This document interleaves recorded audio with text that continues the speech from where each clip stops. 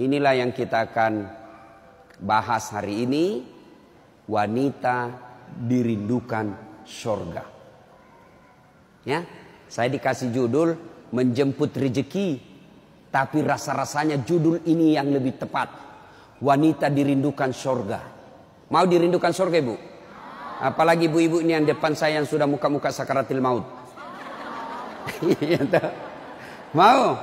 4 aja syaratnya, Bu. Catat. Ini oleh-oleh pulang pengajian. Ada ibu-ibu di Makassar pulang pengajian tidak ada oleh-olehnya. Saya tanya, gimana pengajiannya? Alhamdulillah, hebat. Bagaimana ceramahnya? Hebat memang itu Ustaz, jago dia ceramah. Apa dia bilang? Saya sudah lupa Ustaz. 1 jam kita ceramah tidak ada dia ingat. Nah, itu pentingnya bawa buku, dicatat. Karena ibu-ibu ini yang sudah usia-usia senja, otaknya ini ibarat kaset sudah kusut. Cicilan belum lunas, suami mau kawin lagi, anak rewel, kan repot itu otaknya. Nah, maka kalau dicatat, ibu saya di rumah, biasa kalau ada saya tulis lebar-lebar besar baru saya tempel dekat panci. Kenapa? Karena panci paling sering dikunjungi. Atau cermin. Nah, itu ibu catatannya tempel di cermin nanti itu, Bu. Suruh anaknya ketik baik-baik, rapid, tempel di cermin supaya selalu diingat. Ini 4 aja syaratnya ibu dirindukan surga. Tidak ada hadis mengatakan laki-laki dirindukan surga. 1, kata Nabi, aqimis salah, dirikan sholat. Bingung saya, kenapa ini dikhususkan perempuan? Dirikan sholat. Kalau mau dirindukan surga, oh usut punya usut. Ternyata perempuan memang paling sering lalai dalam sholat. Kapan Ustaz? 1, selesai haid. Tuh kalau iman tidak baik, bisa haidnya 4 hari, dia tambah bonus 2 hari. Ya kan? Iya. Dia bilang suaminya, biasanya haid cuma 4 hari. Ini sudah hari ke-6 kau belum sholat. Belum bersih. Iya toh? Dia bilang suaminya, bohong, masih ada sedikit-sedikit. Dia lagi suaminya, serius lu? Apa serius? Saya kasih lihat kau. Iya toh? Nipu diri sendiri. Malah dia nanya sama saya, Ustadz, katanya kalau selesai haid subuh baru mulai sholat. Subuh kesiangan. Dia bilang, ya sudah, besok lagi saya sholat. Tidak boleh. Duhur bersih, duhur sholat. Isya bersih, ibu nih sudah maghrib. Begitu mandi, rasa-rasanya saya sudah bersih. Jam 10 malam bersih, wajib mandi junub. Selesai sholat. Tidak boleh nunggu isya, subuh. Ini yang banyak ini, isya. Padahal sudah bersih, malamnya dia cek, sudah bersih nih. Jam 10, sudah bersih. Mandi, sholat. Meskipun sudah jam 11 malam. Ya, apalagi nifas. Ini banyak yang salah paham nifas. Katanya nifas harus 40 hari. Siapa yang bilang? Nifas itu tidak harus 40 hari. Bisa jadi lebih 40 hari. Bisa jadi cuma 10 hari. Tergantung ibu bersih atau tidak. Ada teman saya, selesai melahirkan istrinya, dia pergi beli Indomie 1 dos. Saya bilang, apa hubungannya? Ini kan isinya 40 bungkus Ustaz. Jadi 1 hari 1 bungkus, kalau habis ini sudah bersih istri saya. Ayo. Kapan lagi perempuan banyak tidak sholat? Kalau ada pesta. Mukanya dia kira tembok. Coklat, biru, abu-abu, krem. Beleng-beleng. Ini ibu-ibu sekarang ini banyak perempuan palsu. Mohon maaf ya, kalau marah-marah aja. Siapa suruh undang saya? Sekarang banyak perempuan-perempuan palsu. Bulu matanya panjang, palsu. Matanya biru, palsu. Bibirnya merah, palsu. Pipinya biru, palsu. Alisnya tebal, palsu. Pantatnya gabus. Iya toh? Bu. Ada kenalan saya. Orang kaya. Itu kalau dia tunjuk-tunjuk kapalnya, tanker. Suaminya bilang, ini Ustaz. Ya, kalau bunyi ayam, kukuruku. Masuk uang saya 200 juta. Disewa tiap hari 200 juta. Kalau ini Ustaz, 75 juta satu hari. Istrinya Bu, tidak bisa, tidak yakin orang dia istri orang kaya. Sederhana pakaiannya. Akhirnya apa? Semua orang kalau lewat, orang kagum. Tahu enggak? Orang kaya loh itu. Sederhana pakaiannya. Enggak glamor. Orang jadi teladan. Kenapa? Dia kaya tapi tidak macam-macam pakaiannya. Orang senang lihat. Ini sudah enggak kaya, enggak terkenal. Udah ganyang. Kayak sudah tabrak tiang listrik. Beleng-beleng. Tahu beleng-beleng? Dongo. Tahu dongo? Beleng-beleng. Tahu beleng-beleng? Dongo. Tahu dongo?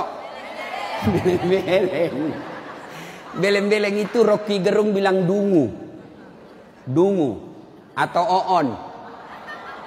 Tahu oon? Es krim ditiup. Itu beleng-beleng itu. Cuk. Banyak perempuan tidak sholat gara-gara make up. Hah? Make up. Nah. Make up. Shadow. Eyeshadow. Oh, malah ada model baru saya lihat ibu. Dia kasih lebih lagi putih-putih di sininya. Apa bedanya sama belek? Ayo. Sekarang ini kita dibodoh-bodohi sama artis. Memangnya artis idola kalian? Yuk, ada lagi yang lebih beleng-beleng. Dikasih lebih lagi alisnya sini nih. Ada lebihnya sedikit naik. Begini modelnya. Saya bilang kenapa lagi dikasih lebih? Dia bilang seperti artis Korea. Artis Korea baru sudah pensiun. Apa ini dibodoh-bodohi sama make up?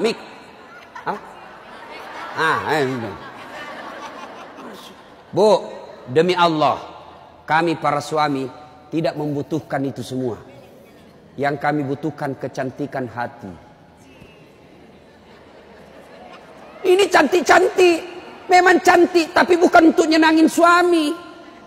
Tapi giliran mau tidur, ndak sikat gigi, daster 3 hari ndak dicuci, kelihatan bulu ketek, muka dikasih bedak kencur, dikasih bawang matanya, ngorok. Bagaimana suamimu ndak menderita? Giliran mau pergi pengantin, Masya Allah, cantik betul. Ibu untuk apa cantik-cantik ini? Biar ibu mondar-mandir macam-macam, tetanggamu tahu ini tetangga saya. Andai kau roba cak menjadi selebriti, mukamu tidak dikenal orang kaya artis Korea, oke lah. Tapi biar diapain orang tahu juga, tetangga saya ini. Udahlah, apalagi ibu yang rajin majelis taklim. Tiap minggu, tiap pekan hidup pengajian. Tapi tidak ada perubahan itu. Rugi. Habis waktu. Tidak ada guna. Mending tinggal di rumah tidur. Majelis taklim. Sudah 4 tahun majelis taklim. Tiap pekan dengar pengajian. Tapi make upnya malas dia sholat. Yang disenangi Allah cantik hatinya. Kalau hati cantik meskipun muka tidak halus, orang senang. Ya. Gara-gara mikam tidak sholat. Jadi bagaimana solusinya Ustadz? Kalau pengantin, mau pengantin, gimana solusinya? Wudhu dulu, baru tancap, sudah itu tahan kentut. Biar sudah wudhu, batal. Sedikit aja keluar Ustadz, batal. Nggak habis Ustadz, batal. Bagaimana? Nah, apalagi yang membuat orang ibu-ibu nih banyak ndak sholat? Selesai haid, nifas, make up. Yang keempat, apa? Jilbab. Banyak ibu-ibu malas sholat gara-gara jilbabnya susah dipakai. Jilbab sakaratil maut. Saya ibu sudah keliling-keliling ceramah. Mana-mana saya ceramah. Saya ke Filipina Selatan, jilbabnya orang Melayu sana, segitiga saja, satu peniti, selesai. Malaysia juga begitu. Saudi malah satu lubang masuk, selesai. Tapi coba lihat jilbabnya ibu Indonesia. Ngeri bu. Ada kayak ada talinya 2 meter, diikat-ikat. Disimpan di lehernya. Itu diikat lehernya. Lalu dikasih kembang. Sudah tidak bisa goyang itu lehernya. Nah, iya toh? 3 lapis. Ini penutup kepalanya 3 lapis. Ada kuningnya, abu-abu, coklat. Dikasih mereng lagi sedikit. Coba. Lalu ada kayak pohon di belakang.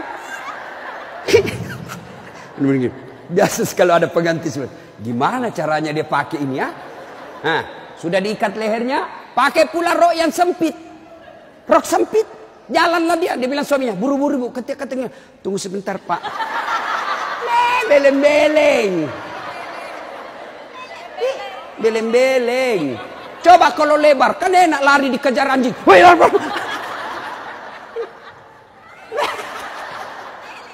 Beleng-beleng. Ayo, Bu, sudah berapa tahun majelis taklim? Sudah berapa tahun hadir pengajian sini? 5 tahun. Mestinya pakaian seperti itu ditinggalkan. Apa dilarang? Tidak dilarang. Cuma kalau gara-gara itu tidak sholat, hancur ibu. Pergi pengantin, make upnya luar biasa, jilbabnya susah. Tiba waktu sholat, dia bilang suaminya, bu, ini sudah mau hampir asar. Kok belum sholat duhur? Kok pergi sholat? Sadar lo pak. Ya saya sadar, saya suruh kau sholat. Sadar lo pak. Ya saya sadar, ya saya suruh sholat. Oh pergi sholat. Apa kata? Kau tidak lihat ini jilbab saya? Ini 2 jam. Beleng-beleng. Ayo. Sudahlah. Bu. Apa yang saya sampaikan ibu pasti iakan. Perempuan cantik. Tidak terlalu cantik. Tapi dia kaya, istri bangsawan ya. Populer, tapi pakaiannya sederhana, itu yang jadi orang senang. Coba kan, dia sudah kaya, cantik, banyak duitnya, terkenal, tinggi sekolahnya, tapi pakaiannya seadanya. Masya Allah, orang semua jadikan teladan. Nah, coba lihat itu nak, itu ibu kaya loh, terkenal, banyak duitnya, tinggi sekolahnya, tapi lihat nak, pakaiannya sederhana. Nah, saya mau seperti itu nanti nak. Coba lihat. Apa Khadijah terkenal dengan jilbabnya yang mewah? Apa Aisyah terkenal dengan lipstiknya yang banyak? Tidak kan? Tapi karena apa? Karena akhlak. Ngapain kita cantik-cantik akhlak kita jelek? Daripada beli make up 700.000 per bulan. Ibu sudah 60 tahun. Yuk lebih baik beli lipstik palsu. Harga 10.000. 690.000 nih bawa ke masjid, itu tabungan akhiratmu. Ada sekali jalan 1 juta nempel, daripada itu 1 juta ada lebih gila. Apa itu? Saya pernah lewat di Makassar, salon gambar jari-jari begini. Saya tanya sopirku, apa itu? Ini salon Ustadz. Salon apa? Ibu-ibu gunting-gunting kuku. Apa namanya bu? Dia tahu semua ini. Apaan? 25.000 satu jari. Berarti 10 jari. 250.000. Apa lebih tidak enak itu 250.000 kau tabung untuk akhiratmu dikubur. 250.000 hanya untuk potong kuku. Lipstick 20.000. Eyeshadow 70.000. Ini alis 70.000. Sudah berapa habis duit kita? Ya? Dengar ini yang suka cukur-cukur alis. Laknat Allah kata Nabi bagi mereka yang mencabut dan mencukur alisnya. Tuh, enggak usah baku lihat ibu. Boleh gambar alis, boleh, tapi jangan pakai tato. Ini tato alisnya. Tak haram itu bu. Mau gambar alis silahkan. Pakai pensil celak. Nggak ada pensil celah Ustaz, cari krayonnya anak.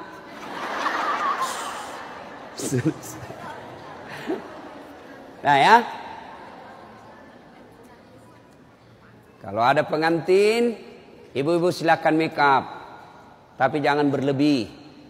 Jangan gara make up dan jilbab ibu tidak sholat padahal sudah 5 tahun majelis taklim. Auzubillah min zalik. Tidak ada gunanya itu. Maka tunaikan sholat dengan sebaik-baiknya, ibu akan dirindukan oleh surga. Saya sudah sholat Ustaz, kenapa hidup saya masih susah? Berarti sholatnya belum sempurna. Ada yang di sini sakit ibu, asam urat, gula, kecil buat Allah sembuhkan itu. Kecil. Apa susahnya Allah sembuhkan penyakit itu? Kecil. Cuma kadangkala ketika kita sakit kita lupa Allah. Kita lebih senang ke dokter. Emang dokter yang sembuhkan penyakit? Ya. Mohon maaf kalau ada dokter di sini. Sampai detik ini saya belum pernah ketemu dokter yang hebat. Kenapa? Begitu saya ke dokter, saya juga yang kasih tahu penyakitku. Iya toh? Assalamualaikum dok. Waalaikumsalam Ustaz. Masih sini Ustaz. Kenapa Ustaz? Mencret-mencret dok. Mules terus perutku dok. Kenapa bisa? Dalam hatiku, ya urusanmu dong, kan kau dokter. Masa saya kau tanya?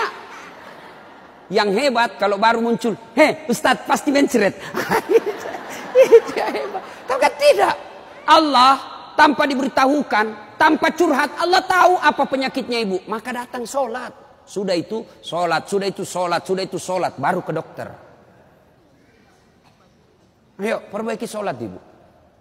Tidak ada susahnya Allah kasih dunia. Ustaz, saya sudah 30 tahun rantau ke Jogja. Tidak bisa beli rumah Ustaz. Masih ngontrak-ngontrak. Tidak usah cari capapnya. Periksa sholatmu. Saya sholat Ustaz. Kok begitu hidupku? Berarti belum ikhlas. Mana buktinya belum ikhlas? Suka nunda-nunda sholat. Asar sholatnya dekat duhur. Duhur sholatnya dekat asar. Berarti ibu perhatikan dah. Coba, sholat maghribnya itu juga wuduknya asar, itu juga maghrib, itu juga isya, karena berdekatan. Itu tidak ikhlas. Sholat Ustaz, betul ibu sholat, tapi pakaiannya itu juga dipakai masak, itu juga dipakai bertetangga, itu juga dipakai ke pasar, itu juga dipakai tidur, tidurnya ngiler lagi. Ini. Pas dibangun suaminya, dipakai lagi sholat, najis. Pantas 30 tahun sholat, sholatnya tidak bisa memperbaiki hidupnya. Kenapa? Sholatnya tidak sesuai yang diajarkan Nabi. Saya sholat Ustaz, betul ibu sholat, tapi tidak semangat. Allah.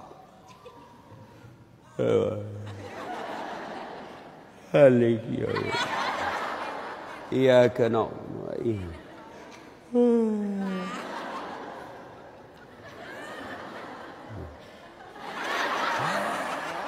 Ada juga yang sholat seperti itu. Ada yang sholat gitu. Allahu Akbar. Sholat kayak ditiup angin.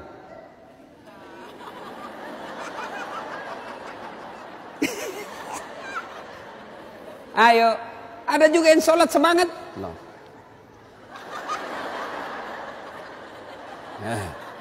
Ketawa karena ibu membayangkan diri sendiri. Ada juga yang sholat cari duit. Allahu Akbar. Iya kena budu. Duit saya tadi 100. Beli sayur 50.000. Beli pulsa 20.000. Allahu Akbar. Mana yang 30 ya? Allah. Selamat. Oh di bawah sadel lah. Sepanjang sholat cari duit. Apalagi ibu sholat sambil masak. Canggih betul ini. Allahu Akbar. Tiba-tiba bau hangus.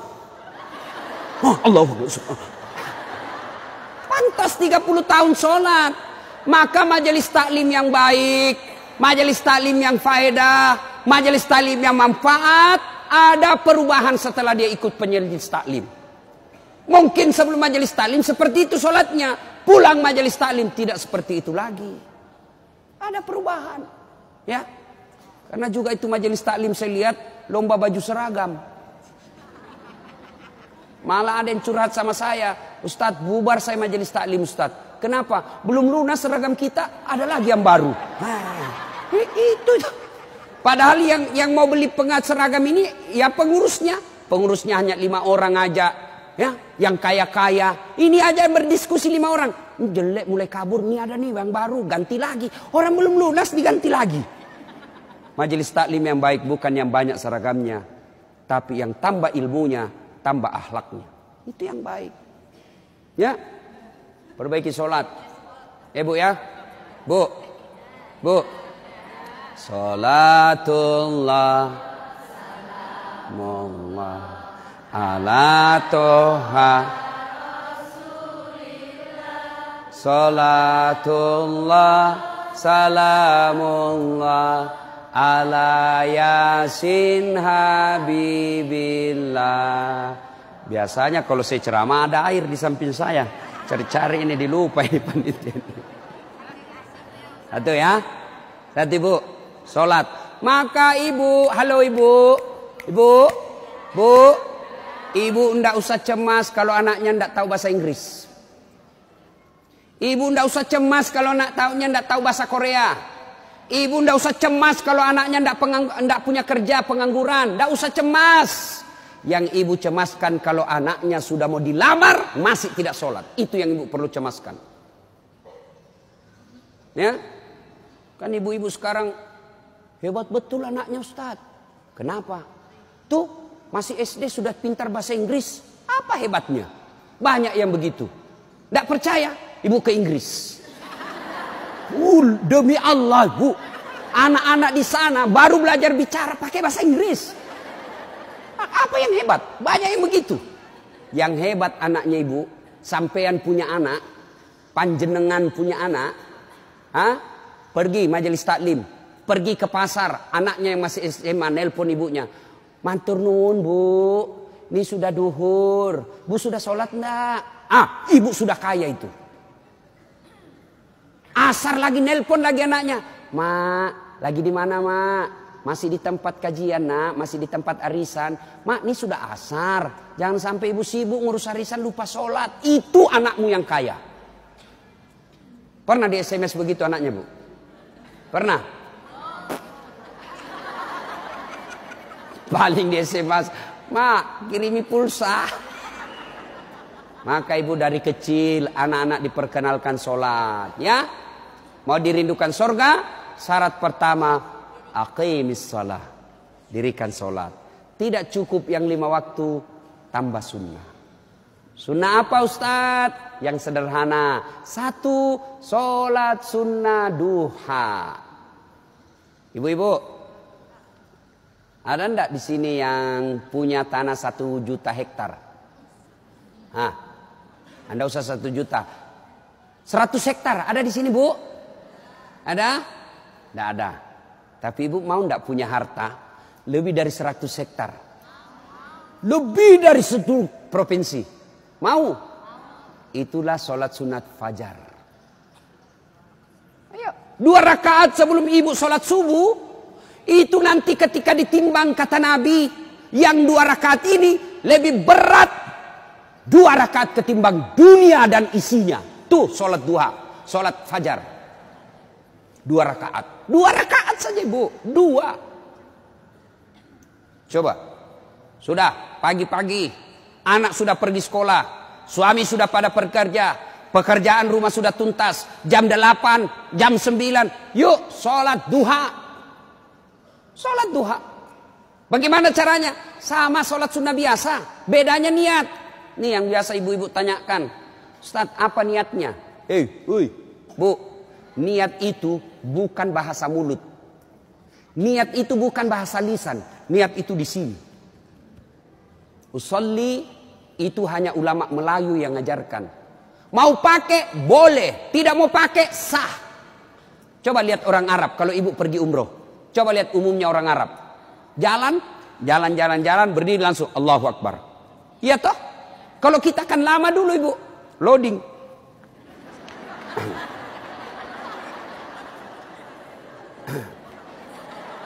Allah. Duduk. Saya tanya, kenapa tidak jadi sholat ibu? Saya lupa sholinya.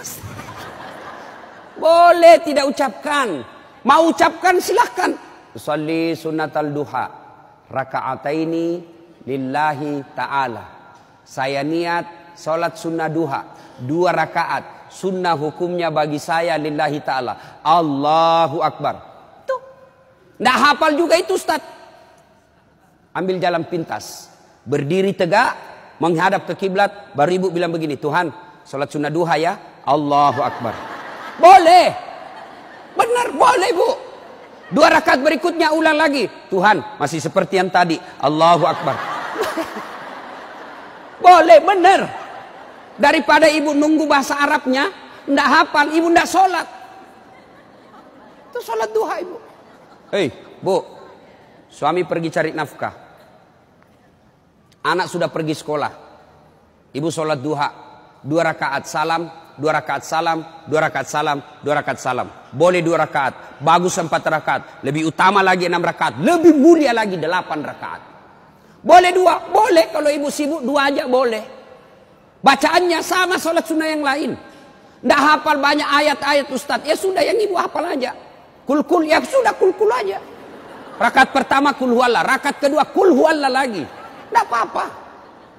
Bahkan boleh begini bu. Allahu waladhdallin amin. Bismillahirrahmanirrahim. Alif lam mim. Allahu Akbar. Boleh. Rakaat kedua. Waladhdallin amin. Bismillahirrahmanirrahim. Yasin. Allahu Akbar. Boleh. Benar boleh.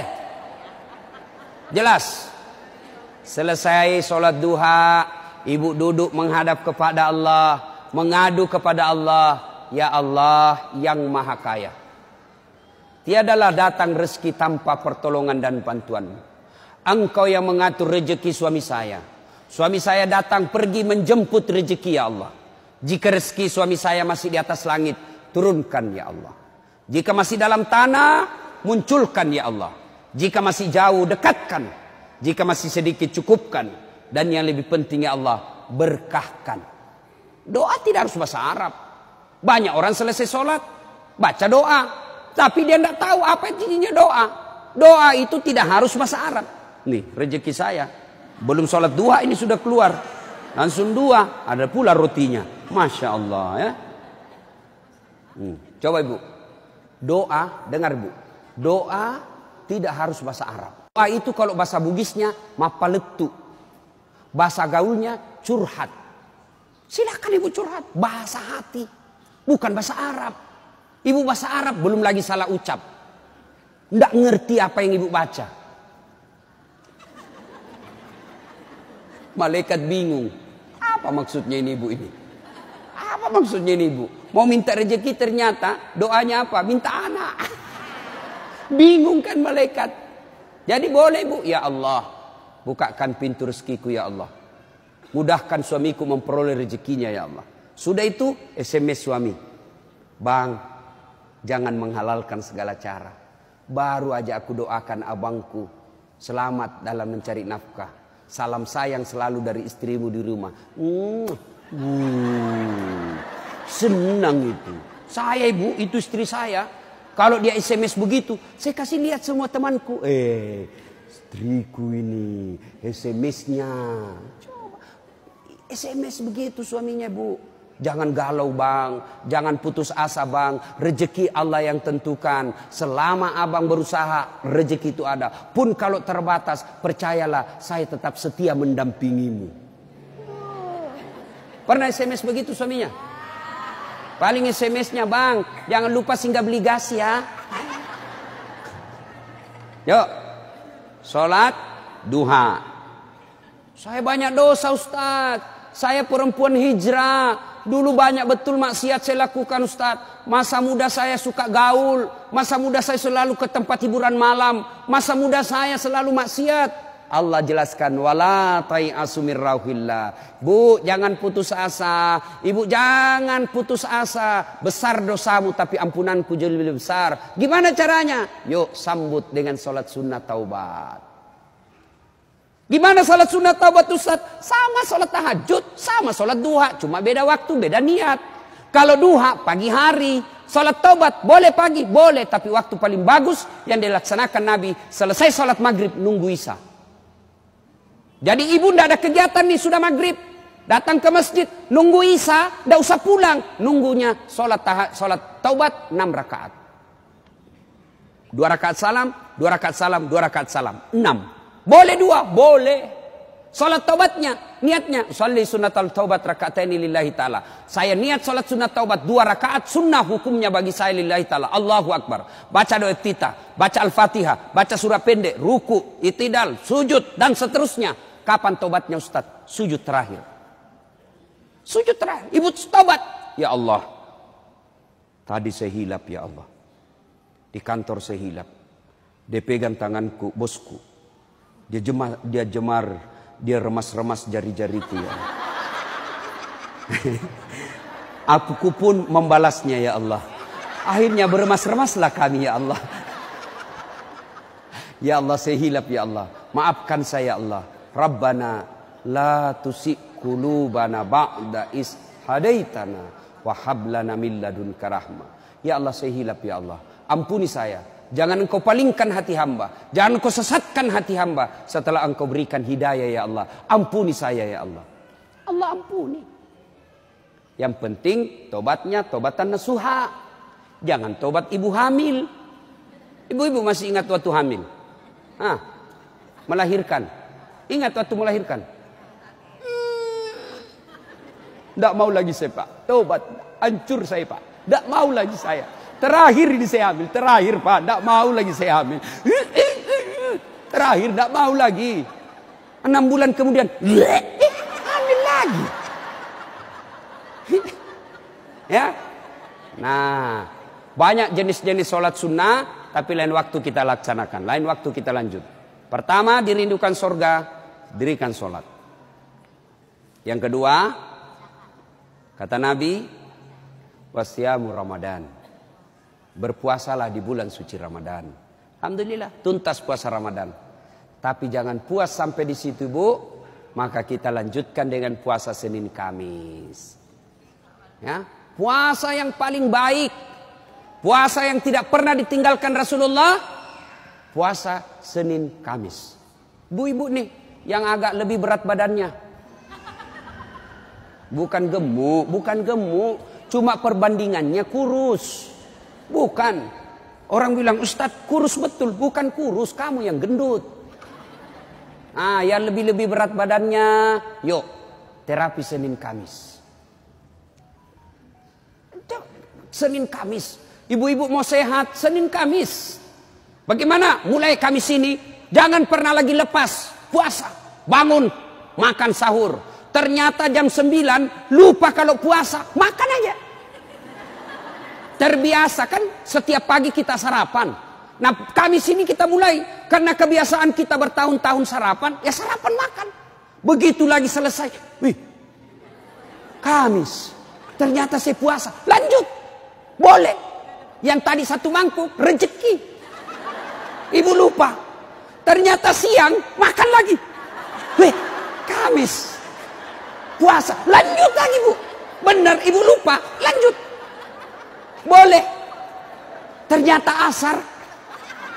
Ada lagi kasih es cendol. Saya puasa. Sudah rezeki ibu itu. Yang penting betul lupa. Saya sering begitu ibu. Lanjut. Karena saya lupa. Orang lupa tidak kena hukum. Tiba-tiba saya diajak makan coto. Ustaz coto. Namanya kita senang ditraktir. Begitu habis. Saya puasa rupanya. Tidak apa-apa. Lanjut. Boleh. Yang tidak boleh, ibu misalnya kan? Misal. Bismillahirrahmanirrahim. Misal sudah di dalam nih. Sudah ada di dalam, baru sadar, saya puasa. Jangan bilang terlanjur. Batal. Batal itu. Maka kalau dia sudah di dalam mulut, langsung ingat saya puasa, muntahkan. Cuci. Sah. Biar ibu 3 kali makan dalam sehari. Yang penting betul-betul lupa. Begitu kan. Ma makan puasa. Oh iya nak. Sah. Coba ibu besok. Mulai hari Kamis ini. Ternyata jam 10, jam 11 lolos, jam 12 masih bisa, jam 1 enggak tahan. Datang tetangga bawa kue, nyaman lagi. Wah, sudahlah, ya sudah buka. Dari jam subuh sampai jam 1 ibu sudah dapat pahala. Cuma sayang kalau sudah jam 2 rusak bu, ibu betul-betul imannya lemah. Masa sudah setengah jalan masih mau buka. Tapi pun kalau buka karena sakit silahkan buka. Sudah dapat pahalanya itu. Coba mulai Kamis ini. Itulah yang disebut majelis taklim yang sukses. Ada perubahan tiap pekannya. Ada perbaikan tiap bulannya. Tahun lalu belum biasa Senin Kamis. Tahun ini terbiasa Senin Kamis. Majelis taklim yang manfaat. Ya, Senin Kamis. Yang ketiga, karena waktu yang sangat terbatas, ini dirindukan oleh surga. Apa itu? Menaati perintah suami. Ini yang berat ini. Taat sama suami ini berat. Bu, berat. Bu, dengar ibu. Ada pada zaman Nabi. Bertetangga nih. Tiba-tiba ibu yang tetangganya ini wafat ibunya. Maka tetangganya datang. Misal nih dia bertetangga. Meninggal ini tetangganya, dia datang panggil anaknya, anak tetangga. Bu Haji, emak sampean wafat. Datanglah membesuknya. Mulai dari sakit. Mohon maaf Bu, saya tidak bisa besuk ibu saya. Saya tahu sakit, tapi suamiku keluar. Saya dipesan tidak boleh pulang, tinggalkan rumah sebelum pulang.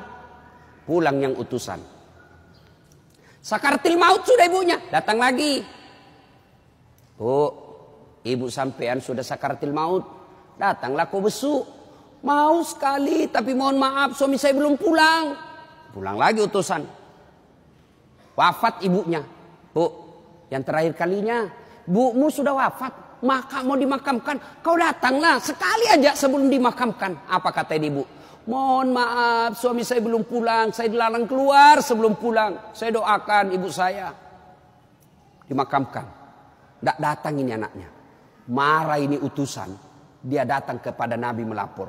Ya Rasulullah, keterlaluan betul itu tetangga saya. Mulai dari sakit, sakaratil maut, sampai wafat, dimakamkan, tidak datang besuk ibunya. Saya 3 kali datang memanggilnya ya Rasul. Nabi kata, wih, nak durhaka betul itu. Kok bisa begitu? Kenapa bisa? Ya Rasulullah, suaminya pergi. Jihad, perang. Dipesan sama suaminya. Jangan pernah tinggalkan rumah sebelum saya pulang. Mendengar ini, apakah Nabi marah? Subhanallah, dengar ibu. Subhanallah. Nabi lalu bersabda, alhamdulillah, diampuni dosa ibu yang wafat karena punya anak, istri yang taat sama suaminya. Masya Allah. Kira-kira masih ada istri zaman sekarang begini? Masih ada. Baru 10 menit pergi suaminya, dia telepon temannya. Datang aja, suami saya sudah keluar. Bu, taat sama suami. Itu pintar redanya ibu masuk surga. Ibu mau tanda fungsi utama suami? Bu, halo ibu. Fungsi utama seorang suami. Ibu mau tahu? Mau tahu ibu? Jalan pintasnya ibu masuk surga. Passwordnya masuk surga. Kenapa? Ridha suami itu ridhanya Allah. Kalau ibu sudah ridhanya, suami sudah ridha sama ibu, Allah tersenyum kepada ibu. Sebaliknya kalau suami tidak senang sama ibu, tidak pernah baik hatinya suami sama ibu, percayalah, susah ibu masuk surga. Betul, ridhanya Allah itu tergantung ridha suami. Kenapa bisa Ustaz? Karena kami ini suami yang nanggung ibu dunia akhirat. Ibu kira enak jadi suami? Dipikir bagaimana supaya kita bisa beli mobil, ibu bisa enggak kena matahari jalan. Kami pikir suami bagaimana supaya ibu bisa pakai baju baru tiap bulan supaya saudaramu enggak menghina kamu. Dipikir bagaimana supaya suami istri saya pakai emas, berlian supaya tetangganya enggak menghina dia. Itu dipikir semua oleh suaminya. Mana ibu pernah pikir bagaimana supaya saya belikan suamiku berlian? Pernah ibu? Ayo. Bukan cuma di dunia. Di akhirat pun ibu ditanggung oleh suami.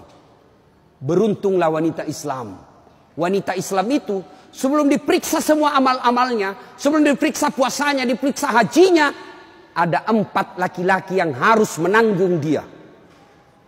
4 laki-laki yang harus menanggung ibu. Siapa? 1, orang tua, bapak. 2, suami. 3, anak laki-laki. 4, saudara laki-laki. Ini 4 yang bertanggung jawab terhadap ibu. Kenapa itu perempuan dia pakai jilbab? Ditanya suaminya, ditanya bapaknya, ditanya anak laki-lakinya, ditanya saudara laki-lakinya. Ternyata ini 4 laki-laki yang tidak beres, maka ibu bebas tugas. Itu enaknya jadi perempuan Islam. Beda kami laki-laki. Biar kami sholat, ketua majelis ulama, hafal Quran, istrinya tidak pakai jilbab, istrinya tukang gosip, istrinya tidak puasa, istrinya tidak nutup aurat, istrinya tidak sholat. Demi Allah, ku ampusakum wa ahliku. Suamimu, nih kau masuk neraka sama istrimu. Ditanggung ibu dunia sampai akhirat. Suamiku tukang selingkuh, Ustaz. Suamiku pemabuk, suamiku tukang tipu, suamiku koruptor. Tidak ada hubungan, dia yang tanggung dosanya. Ibu kalau baik agamanya, tadkhulul jannati bisalam. Kata Nabi, nih 7 pintu surga. Ibu pilih mana yang ibu mau masuki. Tidak ada urusan dengan suamimu. Itu enaknya. Jadi ibu jangan suka ngomel-ngomel. Beruntunglah ibu menjadi wanita Islam. Supaya sekali ngeluh, suami saya anu Ustaz. Ini lebih parah lagi, dia curhat di Facebook. Ada juga ibu-ibu sekarang suka sekali ungkap aib suaminya di medsos. Di mana di kau? Tak kusangka kau begitu. Kesepian banget, pret. Apa yang begini? Ya, ibu taat perintah suami. Passwordnya ibu masuk surga, ridha suami. Tapi kalau ibu durhaka sama suami, susah. Perempuan sekarang kan banyak tidak hormat sama suaminya. Ketika Nabi Isra Mi'raj kan diperlihatkan. Masuk Nabi surga, Masya Allah banyak betul penghuni perempuan. Begitu Nabi masuk neraka, na'udzubillah min zalik, lebih banyak lagi perempuan di neraka. Lalu ditanya Nabi sama sahabat, kenapa bisa begitu ya Rasul? Ada 2 kelemahan perempuan. 1, tidak bisa tahan mulutnya cerita kejelekan orang. Yang kedua, dia tidak taat dan tidak mensyukuri suaminya. Itu sebabnya. Kalau ibu pandai mengendalikan mulut tidak cerita orang. Yang kedua, taat sama suami. Gampang ibu masuk surga. Cuman kita kan ini penyakit kita. Datang begini masih gosip tuh. Damai tapi gersang.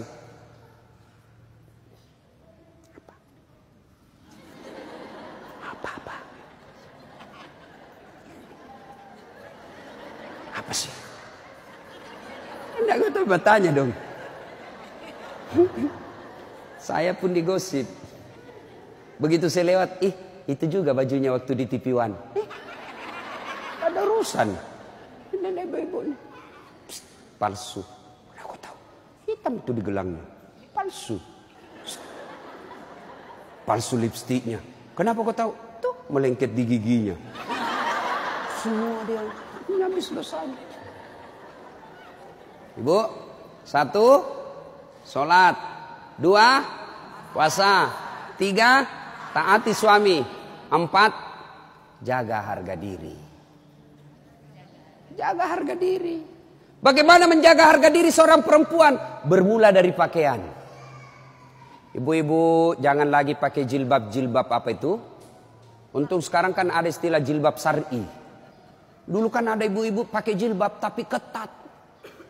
Celananya ketat, bajunya ketat. Akhirnya apa?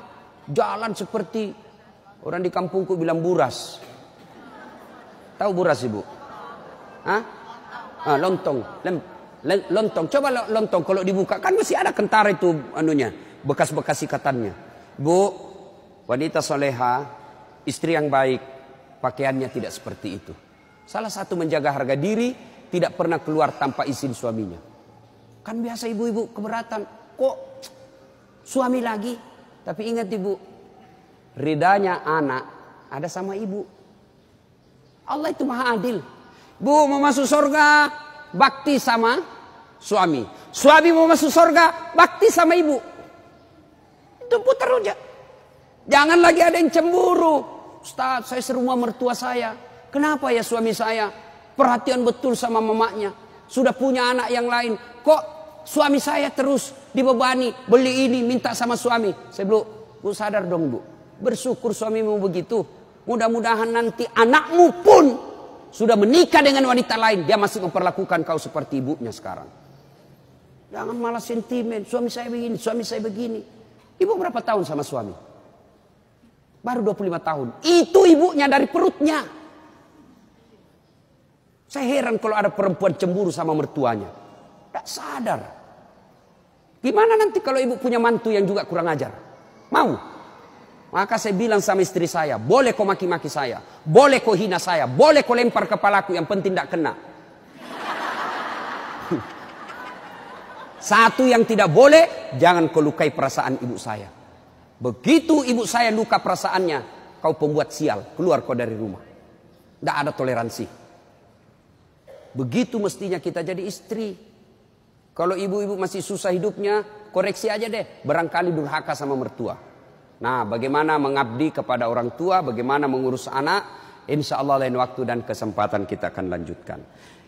Akhirnya kita simpulkan, wanita yang ingin dirindukan surga, 1, pelihara sholat. 2, 3, taat pada perintah suami selama perintah itu tidak melanggar agama. Yang keempat, jaga harga diri. Insya Allah kalau ini kita lakukan, maka Nabi jelaskan, silakan masuk surga, tadkhulul jannati bisalam. Silakan masuk surga dari pintu mana yang ibu mau suka. Subhanallah. Inilah tausiah kita, mudah-mudahan ada manfaat. Terima kasih Ibu Li yang berkomunikasi kepada saya selama ini. Mohon maaf jika selama ini ada komunikasi yang tidak berkenan, dan terima kasih sehingga saya punya ladang amal untuk datang di tempat ini. Mudah-mudahan ada manfaat.